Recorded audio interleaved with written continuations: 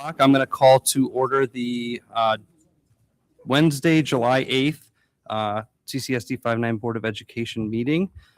First, I will assign Board Member Kitzinger. Well, I don't want to say Nicole. So Board Member Kitzinger as Secretary Pro Tem. So if you could call the roll, please. Mrs. Zach. Present. Miss Notini. Present.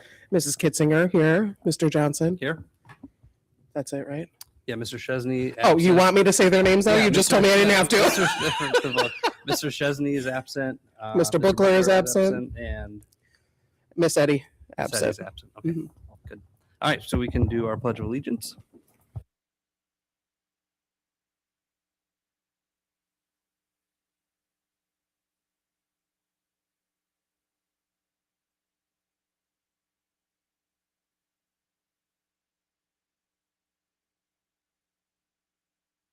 All right, we didn't have anybody sign up. Does anybody in the crowd wish to address the board tonight?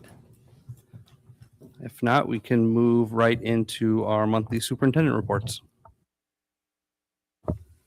Okay, well, good. Ben, are you driving?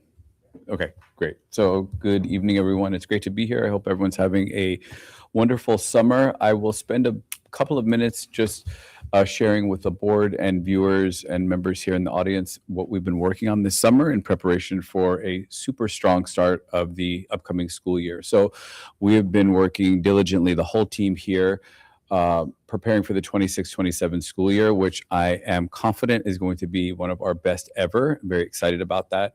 Our overarching theme for this summer has really been to redefining support and aligning the work.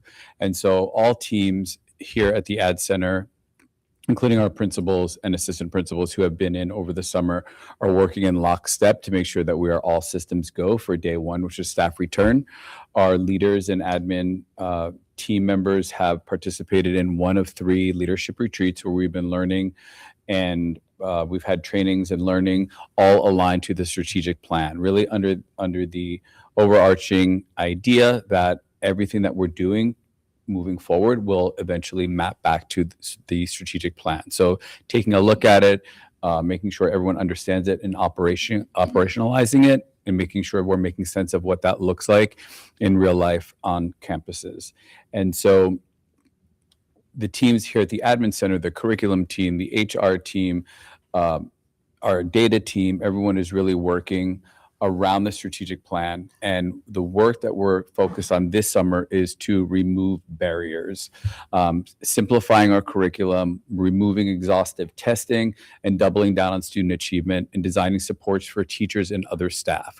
Our focus this coming year will be very clear, one that is focused on student achievement and outcomes and instruction. Our campus leaders are working right now on draft action plans. So what they've done is they're going to take the strategic plan and then based off of that, build their own campus action plan, which is tied to the strategic plan, but is very much aligned to the needs of their individual campus based on the data that they have already with where they need to go. And so rather than goals, they will focus on key actions. And so it is the actions that the school needs to take in order to ensure that we are aligned to the strategic plan and also moving in the right direction. And our principals are received information on that already, as well as a webinar. They're working on drafts, and we will give them feedback, and we will work through the final action plan so that it is ready to launch, approved and ready to launch before teachers come back. And this is an action plan that is not your typical action plan that is written, put on a shelf somewhere, and not operationalized or comes to life, but one that is really shared with and is a living document with teachers and with all campus-based staff. So really excited to kick that off this year. And we'll hold true to our commitment to teachers is to get Unit 1 curriculum materials in their hands this Friday. So that was something that we had committed to Dr. Robinson and the curriculum and instruction team, as we've been working super hard to simplify our curriculum, make it more digestible, easier to use, simplified, but yet rigorous at the same time. It's taken a tremendous lift of everyone here. And so very appreciative of the work that they're doing, and happy to say that they have completed Unit 1, which will take us through, I don't want to speak for Dr. Robinson, but I think the end of September, early October. So we will have those materials in teachers' hands and our school leaders as well by close of business July 10th, which is Friday. So we're able to meet that deadline. Next, I'd like to talk about summer school goals and highlights. And first, I want to shout out our summer school principals. Jill Doles, who is leading at summer school at Forest View, Phil Deppa at Holmes, and Leah Marvuchik at Low, who have really stepped up in the summer and done an extraordinary job. I was able to visit all 3 sites, and one of our board members, Nicole, came with me, and we were able to see the good work happening at the school. It's important to note that our summer school program operates a bit differently than many districts, where we're focused on enrichment and also remediation, as well as a extended school year for our students that have a designation of special education. So that work did take place, and very proud of our summer school principals for their leadership this summer. It's hard to run summer school. I've done it before. You've got to reimagine what motivation and excitement looks like, and they have really stepped up. So I applaud them for their efforts over the summer. We can move to the next slide. And so this is just a high-level overview. At Forest View and Holmes, we had Summer Leap, which offered double accelerated math, a Spanish dual language academy. There's also a band and orchestra classes happening there. Was able to visit their end of summer show, which was wonderful. So shout out to our students for working super hard. There was a sports camp, academic support for students who were receiving intervention on campus. So we were able to offer a whole host of opportunity at Forest View and Holmes, and the enrollment there was just under 890 students. That's a slight increase from last year. And you see our staffing needs. We had 57 teachers and 28 at Forest View, 29 at Holmes, and 11 ESPs. And then at our extended year program at Juliet Low had 104 students, which is consistent with last year. And the goal there was to continue to deepen the work around meeting students' IEP goals. And while summer school is complete, I've got a meeting with the summer school principals to do a step back. I'm extremely proud of the work that they've done, but as an organization that's always committed to improvement, looking forward to hearing from them and the teachers that were on their campus about ways that we could always do better for next year. So those meetings are scheduled for next week.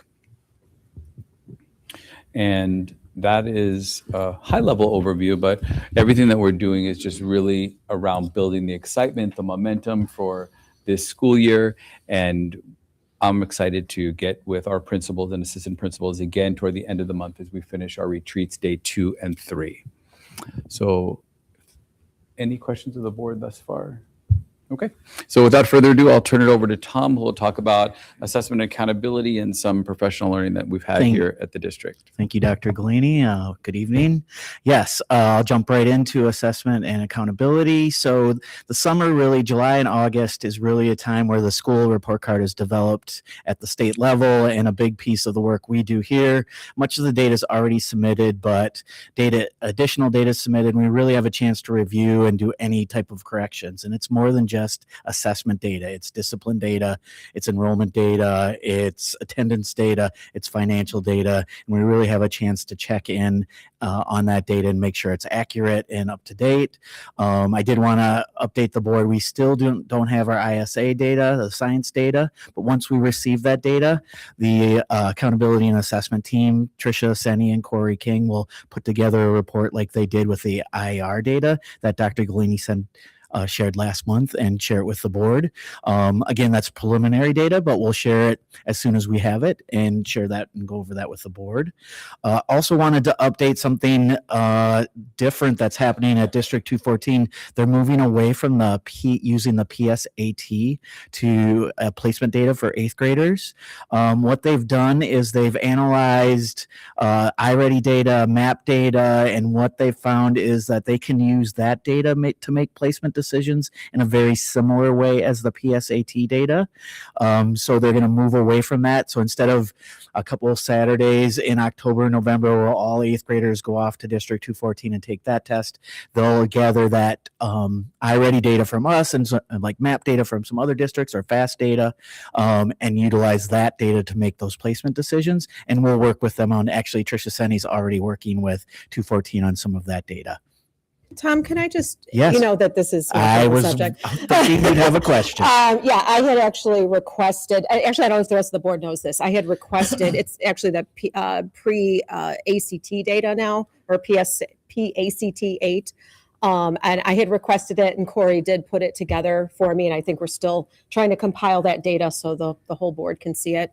I have learned that the reasoning with 214 is that they find that our benchmark data is consistent.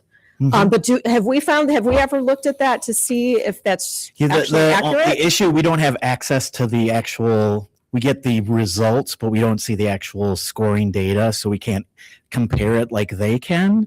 But we have to assume that they're comfortable making those placement decisions, that it must be pretty accurate along that path. Different scoring, different type of assessments, but I think what they've found, they go back and compare their placement decisions with the ACT data and the iReady data, and they're able to say, well, we make this decision with this data, same decision, so they're comfortable moving that forward, at least going into next year.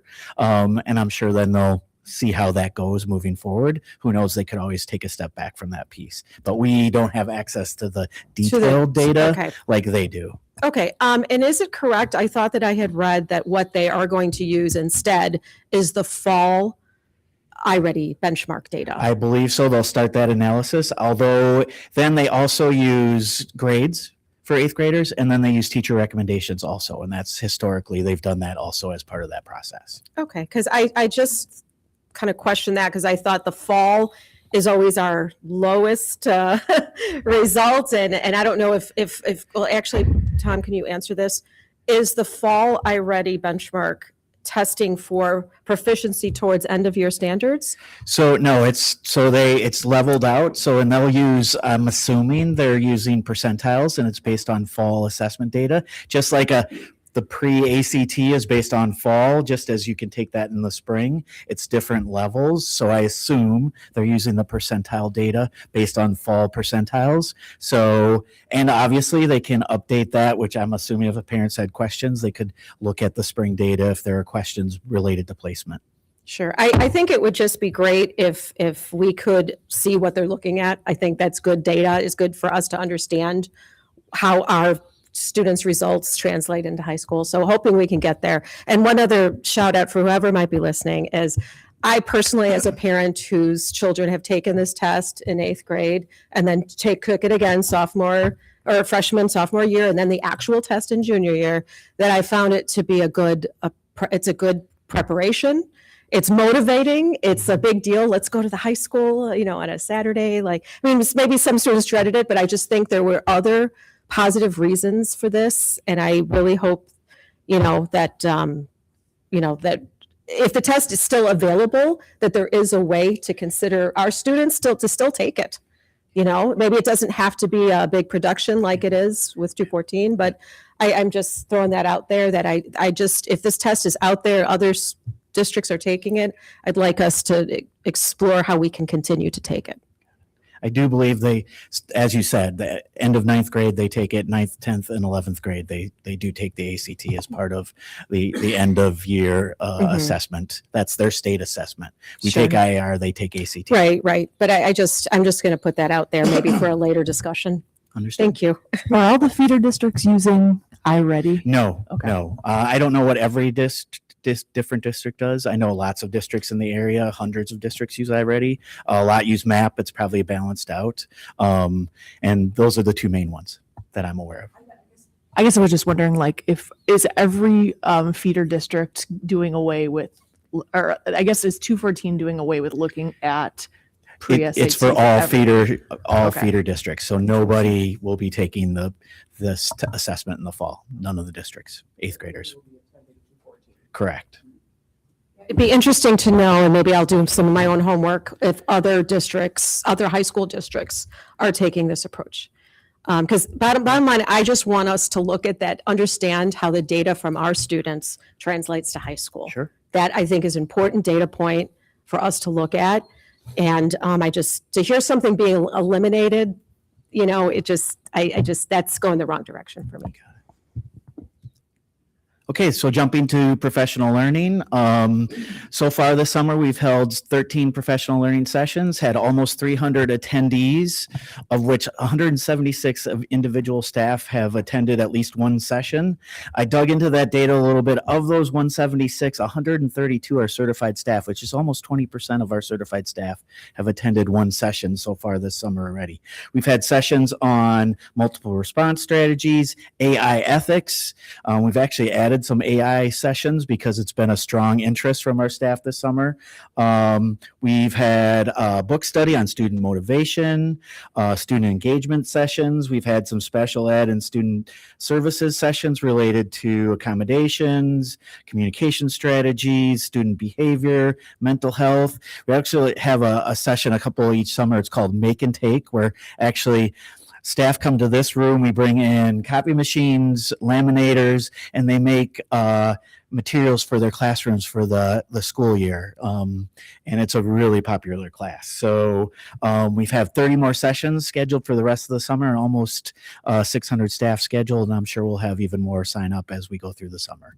And there's the final piece. As we do every summer, we really work on our PLT. That's our Wednesday early release schedule. We work with staff to draft that schedule up and get that ready to go by the start of the school year. And then job-alike schedules. And job-alikes are things like interventions meetings, LBS teachers, social workers. We try to break out those schedules throughout the year and have those ready to roll when we start out the school year also. And with that, I'll turn it over to Greg. Tom, I'm sorry, I have one more yes. question. Just going back to PLT Wednesdays and other types of professional development, is all of that changing along with our strategic plan? Are we changing like what we might do on a Wednesday? Mm-hmm. So the professional development, so schools meet for different purposes. There are some sessions that the principal designs the agenda. There's some where we provide the topics for the campuses. And all of the work that we're doing in this district moving forward is around the strategic plan. And it is around increasing the quality of instruction so that we can increase outcomes for students. And so if something that I can say we've absolutely gotten right in the last 12, 13 weeks is a clear direction of where we're moving forward. And so when I spoke this evening, I said that the work that we're doing is about redefining what support looks like and making sure that we are aligned. And so that speaks to that piece. So professional development should be and will be aligned to our strategic plan, which is really about the good work that our teachers do each day. Is providing great opportunities for kids through high quality instruction and then working in an environment that is a high performance culture. We're all driving for the same goal and headed. So when you think about alignment, everything that we do really should trace back to the strategic plan. One of the pieces also, actually two, that I'd like to just hit on before we move on to the next slide is that earlier I spoke about campus action plans, and we talked about key actions that will help define what a specific school needs to move forward. And the campus action plan is not meant to be an exhaustive, compliance document, but really a roadmap for what, John Jay or Frost or Bird needs to move forward. And we're asking principals to work with their broader teams to come up with 2 key actions, really 3, but the data that we have from our preliminary accountability data tells us that special education students with an IEP increasing outcomes for those students, it transcends every one of our schools. So that will be an automatic key action 3 for each school. And we're writing that at the district level, and we will share that with our principals and assistant principals at the upcoming retreat. So I think that's another example of when I speak about alignment, and we are calling that out, and we're naming that is an area where we need to do better. And we're also defining what that support looks like to help people do better.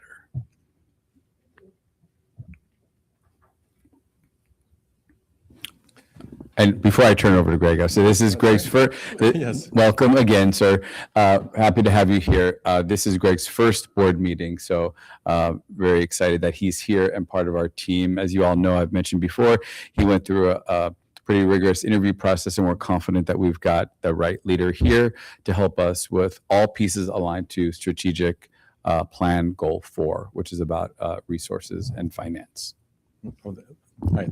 Thank you so much for that. And, so I'm 1 week in, so I have a lot to report. All right.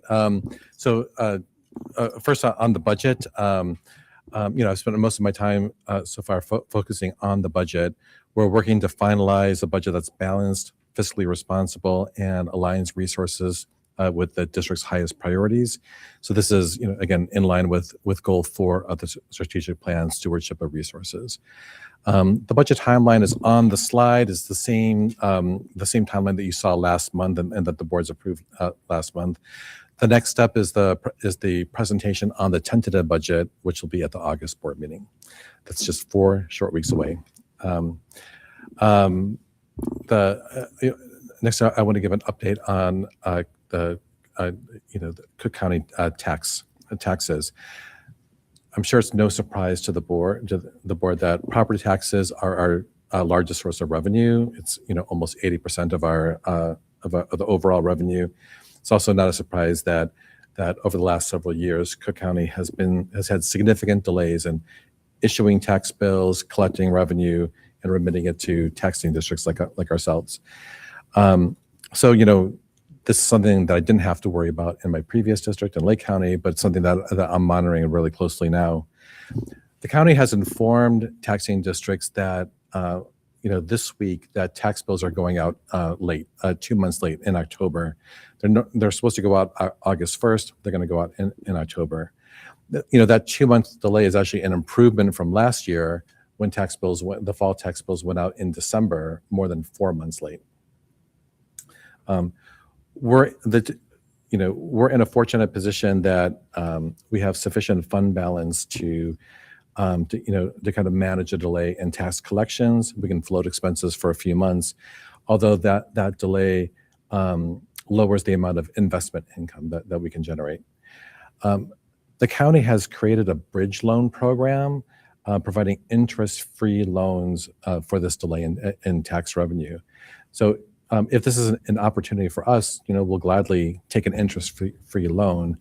We suspect that with our fund balance, like that, it could be a reason for the county to deny us a bridge loan.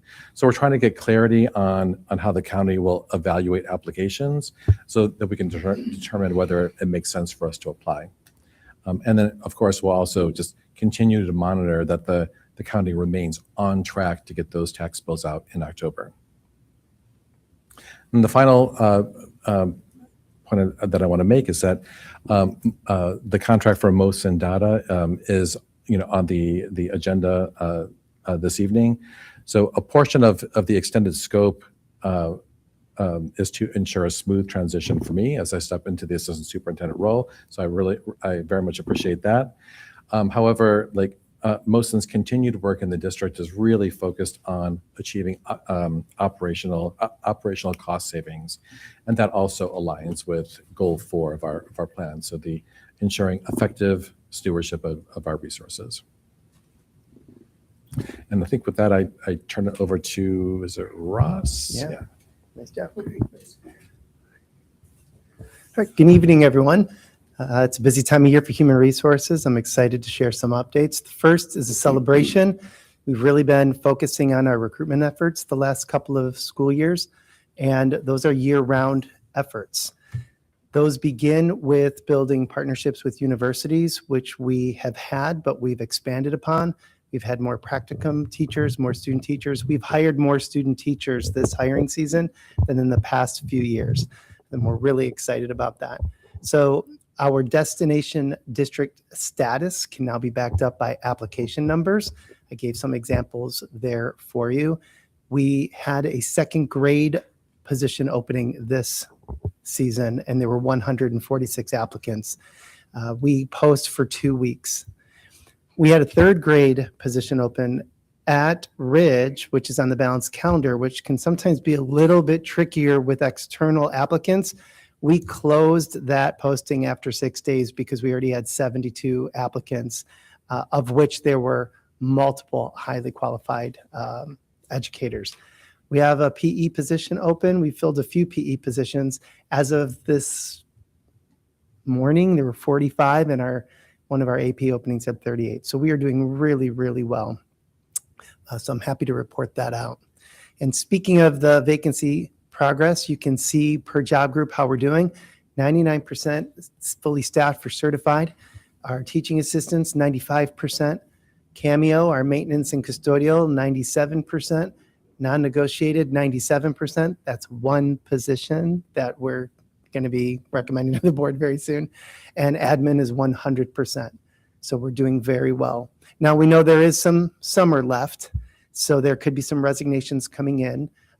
But one of the benefits of the board supporting the retirement benefit in the new contract for both certified and ESP was that those were due by June 30th. So we have a good idea for those who are leaving in 3 years, and we can proactively plan for that. School code also supports public school districts with more proper notice as well. School code says that you cannot resign from your public teaching position to then go work in another public school within 30 days of the first day of student attendance. So 3 days before the school year starts, someone can't resign and say, oh, I'm going to go work at the school across the street from my house. That their license is with us. And in turn, if someone was looking for a position, we need to check with that other district that would be a win-win. We've already passed that deadline for the balanced calendar since they are starting pretty soon. And we have just about a week before the traditional calendar. So the point is we're getting really close to the end of our open window for hiring. I'm really proud of the efforts of our principals, our coordinators, our directors, many of which have been working throughout the summer to make sure they have the best staff for our students. And then with those new hires, certified staff will be part of the new educator network orientation. We've talked about this a little bit. I thought I'd give you some more details. The dates are August 3rd, 4th, and 5th. The board is absolutely invited to come. We do provide lunch all 3 days. I think the lunch on the third day is the best one because the DEA supports that one, right, John? I think so. If you're only going to come to one, you may want to come to Wednesday. They really put out a good spread. Well, yeah, you can. All right, Monday's really good too. I think Tuesday's a box lunch, but it's such an inspiring event. We welcome all of the new staff. This year, we're going to have a retiree. A pretty recent retiree kickoff, kind of like an informal keynote, and then introductions to key resources in the district. Right out of the gate, we talk about the strategic plan refresh and our alignment with where we're going. And then they meet mentors, they have lunch together, onboarding sessions, specific to your job, training sessions, planning time, classroom setup, the works. So hope you can stop by. I'll be sure to report out more along the way. Thanks, Ross. Communications. We are officially in the month that we are launching Parent Square with our families, which directly supports goal 3 of the strategic plan. And that gives us a much more effective way to connect with our audiences and streamline our outreach. So as a reminder, for this first year, we are strictly focusing on district and school level communications, just to get everyone familiar with the platform. Teacher level communication and some specific features will follow in the second half of this year for junior high and then next year for elementary schools. So a reminder email will go out to families the week of July 20th, and then the official invites will hit their inboxes the week of July 27th. And while signing up is not mandatory for our families, it is highly encouraged. Really, it puts everything in one place, as we've kind of shared before.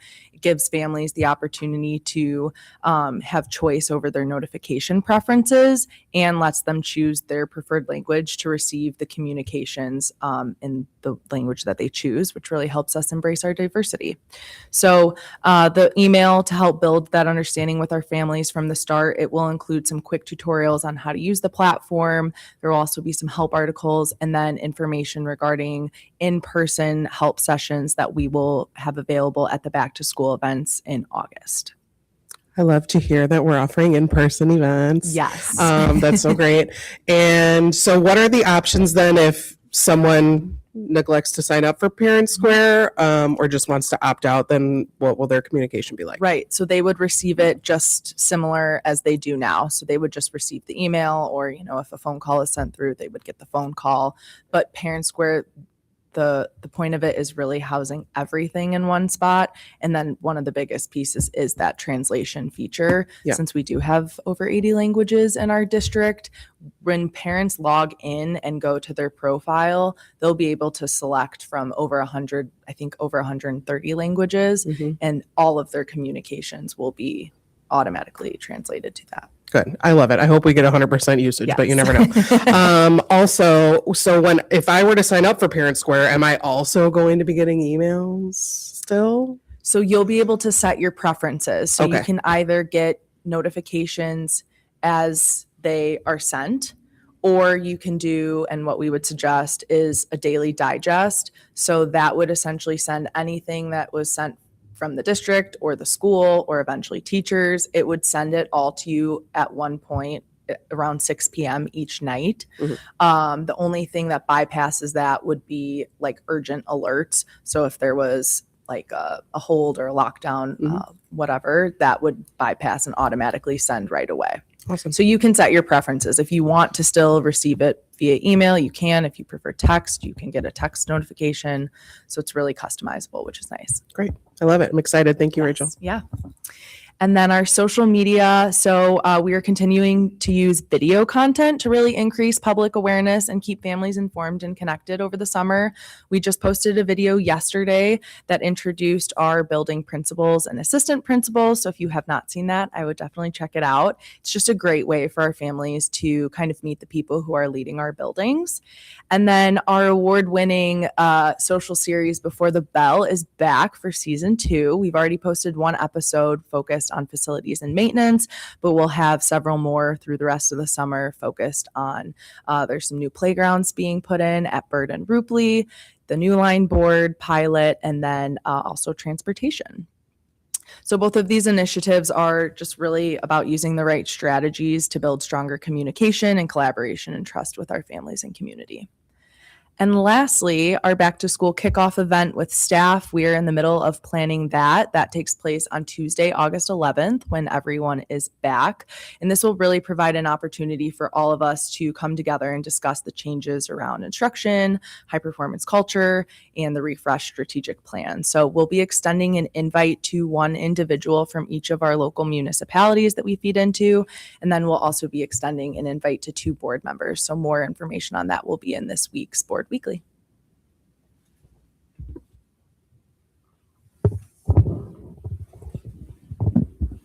The first update I have tonight is regarding our innovation work we are doing at Ridge. This work has really helped something that we've been working on for quite some time to help solidify the identity at Ridge as a school of choice, to help parents understand additional reasons why we as a district are fortunate to have a school of choice, and just more reasons why it would be a compelling option for families to choose. So with this innovation work, we've come up with an official name. It's called LIFT. LIFT stands for Leadership, Innovation, Future Ready, and Teamwork. Our staff at Ridge came up with the name to help just identify that innovation time that we're going to be focusing on. You'll see that 60 minutes a day, Monday, Tuesday, Thursday, and Friday each week for students in grades 1 through 5. Kindergarten has some different schedule needs and commitments already in their day. So we won't be having the same level of lift time, but we will be looking to incorporate different activities with them and make sure they're part of this work as well. So lift, the focus is on developing students' thinking, creating a tie to our community or more of a tie to our community, to help with innovation, to help with STEM. There's a number of areas of focus that we're developing. So for our first 4-week time, our classes are going to be doing some cross-grade level book studies that are focused in SEL and also in STEM. Then we're going to move into a problem-based, a PBL, problem-based learning that will help, or project-based learning that will help our students learn through projects, through creation. We're going to then move into a phase where students are thinking about their thinking using the art of thinking, which is a curriculum that we're working on and that some other districts use, and just help students really develop the depth of their thinking. And then we have each one of these cycles runs about 4 to 6 weeks. So we're planning that out through the duration of the school year. I want to say a huge thank you to our staff. We had about 14 of our Ridge staff come and help us with this planning. We had 3 sessions this summer, and it's been just tremendous to see the excitement, but also the progress the group has made. We really want to get out ahead of, want to try to be about 2 cycles ahead of the planning so staff can internalize the lessons. We're creating daily lessons for them, trying to help them just provide all the materials and resources they will need for this time. So when we have that schedule built out, I'll share it with you just so you have an idea, just to see what the different areas of focus are as we move through this program. But really excited about it. It's been so much fun to see that work happening, and then just to think about the experiences that our kids are going to be afforded at Ridge through this new time. Ben, can I ask a question about that? Yes. So the 60 minutes, is it 60 minutes 4 days a week or Correct. 60 minutes? Okay. Yes. So, okay. And I'm just curious, like, where that will fit in the schedule? Like, is it replacing like specials or No, so we worked with the instruction department to find spots in the day where we could reduce some of the time in several different content areas, but also maintain the integrity of the quality of instruction. So we will still, one of our commitments is to ensure we will still be a high-performing school as Ridge. We will still utilize all of the instructional models that we're rolling out this year. All of those will still take place at Ridge. We will still have intervention. We'll still have WIN. We'll still be able to provide students with specials. We're not removing any of those opportunities for kids. So finding time, we just shorten up the duration of a few of those sections to be able to capture that 60 minutes. Okay, thanks. Yeah. One of the pieces before you move on, if anyone's watching out there, I just want to say I want to give a huge congratulations to the staff at Ridge who have really come together. When I arrived here, it was really important to me to ensure that the staff at Ridge felt heard and that they were part of this community, and that they were working toward their own identity. And I didn't want us to provide that identity for them. And so Ben has been working with the staff to ensure that the staff was able to organize and come up with what they believe is best for Ridge. And no one knows that better than the teachers and staff and leaders that work there. And I have to say they've really stepped up and risen to the occasion. I'm really proud of that. And moreover, I'm proud and excited for the students who will benefit from the innovation work happening there. And like anything, we'll always look there and look toward any pockets of innovation across the district, be it at Ridge or other schools, to see where we can lift the level of what we're doing across the district as well. So very proud of the work that we're doing there. And that holds true to our commitment to the teachers and families who select Ridge. And also, if we have a family that may choose Ridge, I'm very proud of that. And I think we should, as a district, continue to be proud that we are a district that offers a school of choice to our families when the alternative may be to leave the district. So we're going to do everything that we can to support the teachers at Ridge and every one of our schools, but every school needs something different. And the team is been working with our leaders to ensure that that happens So very excited about that. And thank you, Mr. Gray, for your work with Rich as well. I appreciate it.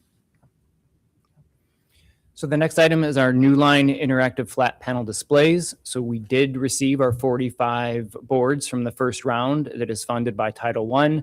We will have PD sessions for those staff members this summer, actually this month in July.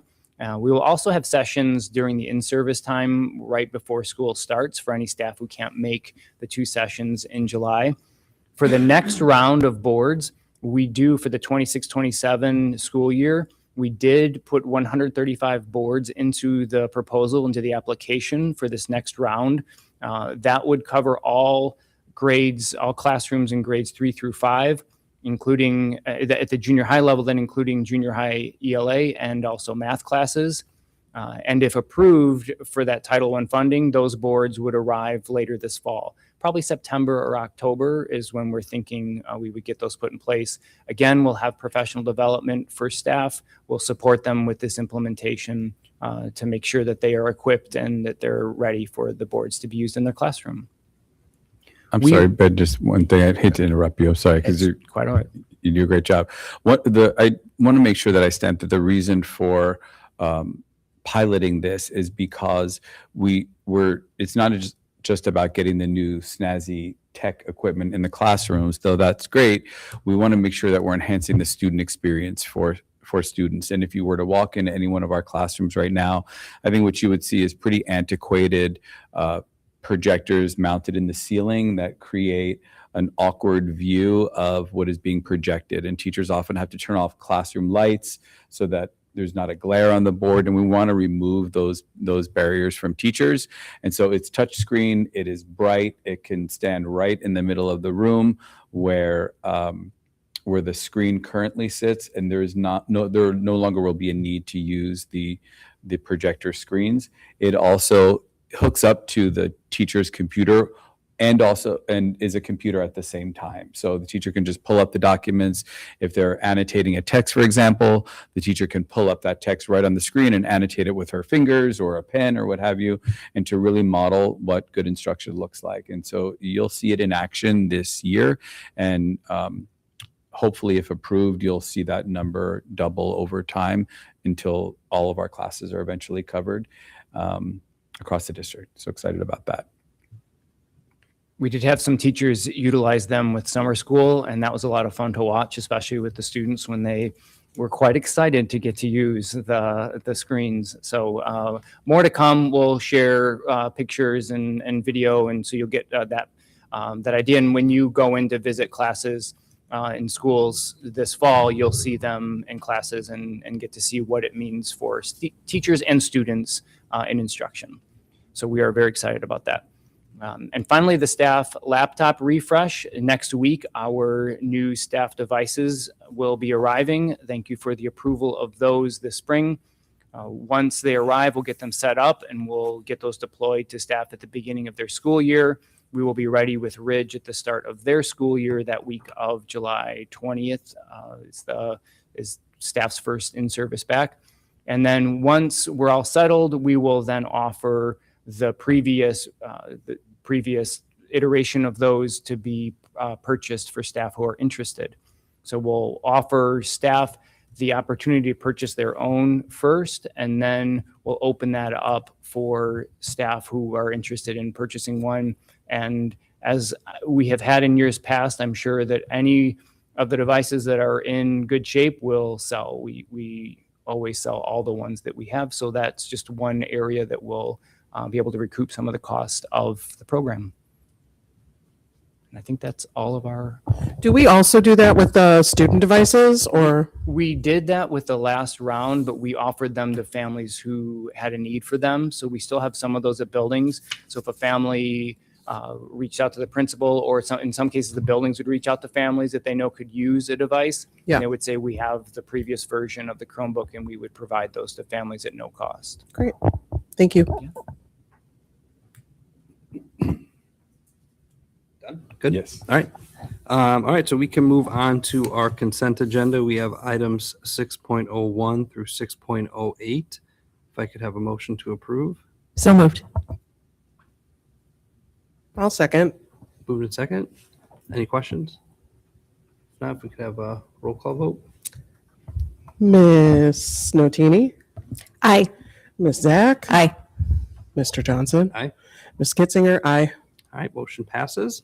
And Brett, is there anybody, or Dr. Blini, sorry, anybody you want to highlight?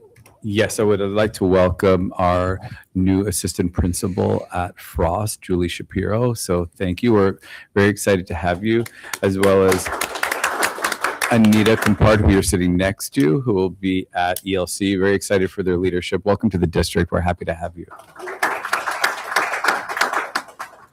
All right, welcome. We have action item 7.01. It is the adoption of the board policies from the press update 121 that we saw last meeting. If I could have a motion to approve that. So moved. I'll second. All right, move second. Any questions? Now if we could have a vote. Mrs. Notini, Aye. Mrs. Zach, Aye. Mr. Johnson, Aye. Mrs. Kitzinger, aye. All right, motion passes. 7.02 is our determination of the serious safety hazards for the next school year. If I could have a motion to approve the hazards as presented. So moved. I'll second. Moved in second. Any questions? Now if we could have a vote. Mrs. Notini, Aye. Mrs. Zach, Aye. Mr. Johnson, Aye. Mrs. Kitzinger, aye. Motion carries. Next, we have the consulting services for the School Business Management Services LLC, which is represented by Mo Sandata. If we could have a motion to approve.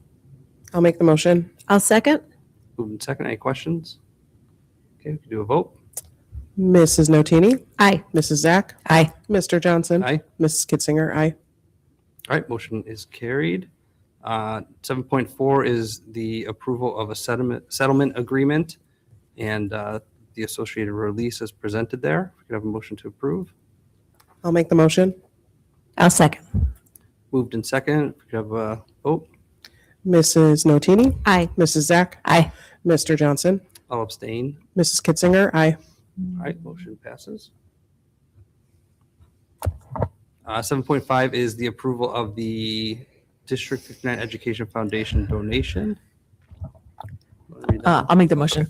Be it resolved that on the 8th day of July, 2026, the Community Consolidated School District 59 Board of Education approves the donation from the District 59 Education Foundation to the CCSD 59 schools totaling $5,500. Be it further resolved that the superintendent shall communicate to the District 59 Education Foundation in writing, expressing the appreciation of the members of the Board of Education, and that this donation shall be listed in the official minutes of this meeting. Thank you. Can we get a second? I'll second. Vote, please. Mrs. Notini, Aye. Mrs. Zach, Aye. Mr. Johnson, Aye. Mrs. Kitzinger, aye. All right, passes. Thank you. Yay, thank you. That's great. That's going toward kindergartners who are coming into the district at every school. Wonderful. All right, then we just have the one discussion item, which we've brought up at various times in the past, but this is for the super eval tool. This would be to evaluate Dr. Galini by the board. Does anybody have any questions about it? I wanted to ask, which I think I already know this answer, but like we put in all of our individual comments or whatever, and it compiles them for us, right? So it kind of like eliminates the secretary or whoever's chosen to Yeah. have to. Yes. Compile. So it would be, well, if we purchase it, it would be for us. We would obviously need probably your help and set it up, but then it would be for us to evaluate Dr. Galini. Before, our process was just kind of ad hoc. So I assume all the evaluations in the district have some sort of like formal component to them. So this is kind of what that would be for us. And is there some type of training that we are afforded for this? Okay, from you or like from Super Eval? them. I think that the proposal said there's like 2 sessions they would train us on. They have some, and then if they can't. Sorry. That's okay. And then if the schedules don't align, then I can support that as well for people who can't make it. Wonderful. And when, there's obviously going to be turnover at some point, right? And So are the board members just like automatically switched over, or do we have to pay to like add on a new? No, we can roster board You can- members. okay. Yeah, we can control rostering. Okay. I don't think so. I saw a demo of this at Triple I. It's very cool and it streamlines everything, just kind of takes a lot of bias out of the process. So I think it's really worthwhile. Is there an annual fee associated with this? Yeah, this is an annual subscription. So it's this grand total is the annual subscription? Yeah, the 45, Okay. 45.33.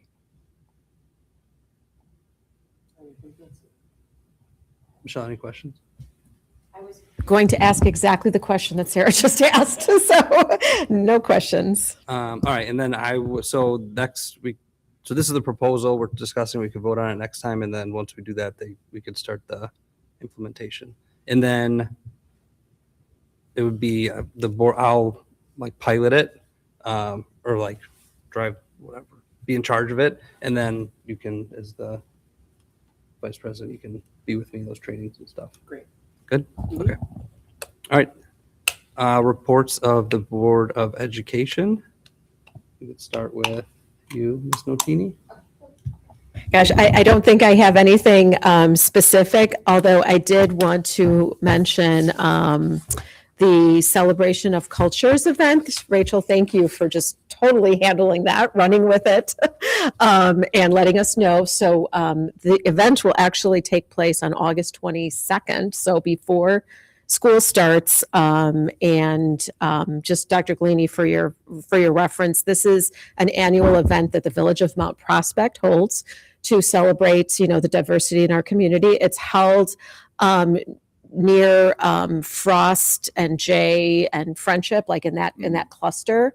So it's within all our boundaries, and it's just a great event. Many of our students actually participated in it. I know the timing is rough, being in the summer, it's hard to engage families, but our community outreach team actually reached out to some families, and they actually marched in the parade. So we Rachel asked if we wanted a table. I took the liberty of saying yes, and anyone who wants to join me. I don't think this really needs to be a 2-person limit type of thing. I think any board members who want to drop by, because we're not going to be like discussing board business. If that happens, we can step to the side. But last year we had board members kind of coming in and out. Yeah, so that would be great. I'd be happy to kind of lead that up. I wonder if I could request the assistance of Miss Robertson. She helped us last year just kind of get materials together. If I know Mrs. Tejeda actually joined us for most of the event, so hoping that if there's enough time to plan for any of that, because it just really helps. And they also helped recruit students to participate, because there is a parade that any students or any children are asked to march in. So if we can help get that word out, that would be great. I won't speak for Ashley, but I will fill her in on all of this, and we can connect one way or another. Yeah, maybe we can just have a meeting at some point to talk about it. Great, thank you. And that's it. I really have nothing else. D59 Foundation met. They discussed the standard items in addition to planning items for the back to school backpack event in August. And I just want to say thank you ahead of time to D59 Foundation and the Character Counts Coalition and all of our community partners for their contributions to the beginning of your event. It's become one of my favorite things to see and participate in as a board member, because it really just shows you see firsthand how wonderful it is when our communities come together and just lift each other up. So I just want to thank them ahead of time for all of their work on that event. So I look forward to that in August. There's no D59 meeting in July, so I'll probably have another update in September. I just want to say thank you really quickly to all the staff that worked summer school as well to keep our kids on track even during their breaks. And thank you to everyone in the admin building. I'm so excited about what I'm hearing and what's to come. I second that. I cannot wait for all of this to happen. So, yeah, I love all of our events. Cannot wait for the backpacks. It was super fun last year, albeit hot. But it's wonderful to see every school out there and have their own tent and all the kids are just so excited to get a brand new backpack and school supplies and all the things. As Dr. Galini said, we visited the summer school campuses. I also want to thank Mr. Deppa, Mrs. Marvuchik, Mrs. Doles for heading those schools and all of the staff that took the time out of their summer to help our kids. We also got to see the summer band and orchestra performance, which was phenomenal as always. And it was packed. So I'm really glad that we were at Holmes because I've been where we were at an elementary school and it was just like standing room only. So this was very nice to have the bleachers out. So I think that's it. I hope everybody's having a great summer. All right, thank you.